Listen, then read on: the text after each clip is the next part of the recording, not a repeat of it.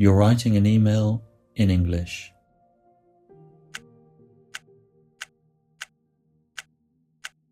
You type, "I'm happy." You stop. You delete it. Because that's not really how you feel. Maybe you're relieved. Maybe you're grateful. Maybe you're hopeful. You know exactly how you feel. You just don't know how to say it in English.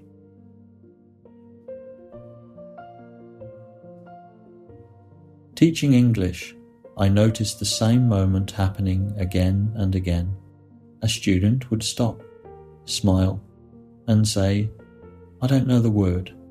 Not because they didn't understand how they felt. They understood that perfectly. They just didn't know how to express it in English. And I realized they weren't looking for more vocabulary. They were looking for the right word. One word that finally felt right. I realized the problem wasn't a lack of vocabulary. It was that emotional vocabulary had never been organized in a way that matched how we actually think. We don't start with words. We start with feelings. So instead of building another list of vocabulary, I decided to build something different. A place where you begin with the feeling and discover the words. This is the language of emotions. It isn't a dictionary. It's a place to explore emotional vocabulary, one feeling at a time.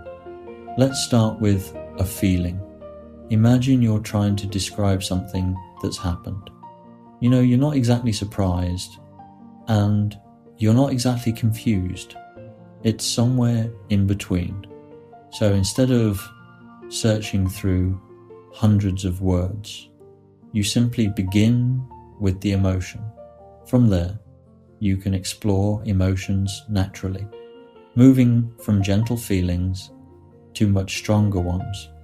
Once you find a word, you don't just see a definition.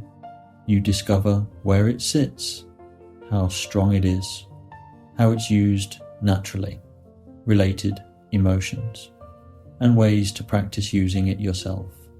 The goal isn't simply to learn another word, it's to feel confident enough to use it. Learning emotional vocabulary isn't about using more impressive words. It's about helping other people understand you more clearly. Sometimes one word can change the way a conversation feels. Not because it's more complicated, because it's more accurate. And when you find the right word, you don't just improve your English. You make it easier for other people to understand you. If you'd like to explore for yourself, you can begin with the complete surprise emotion system, free of charge. You'll find the link in the description below. And if you decide you'd like to explore the rest, I'd be delighted to welcome you. Until then, I hope the next time you're looking for the right English word, you find one that feels true. Have you ever really looked at this logo?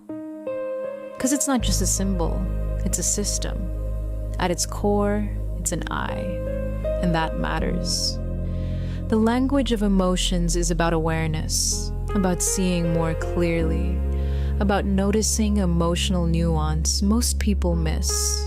An I represents perception, insight, reflection. This app isn't about reacting. It's about understanding. Now look at the middle. The dot, that's you. The emotional center, the oval around it, structure, containment, stability. Because emotions move, but the self remains. These crossing lines, they're emotional currents, waves of feeling, energy moving across a stable core, sadness, anger, fear, calm, joy.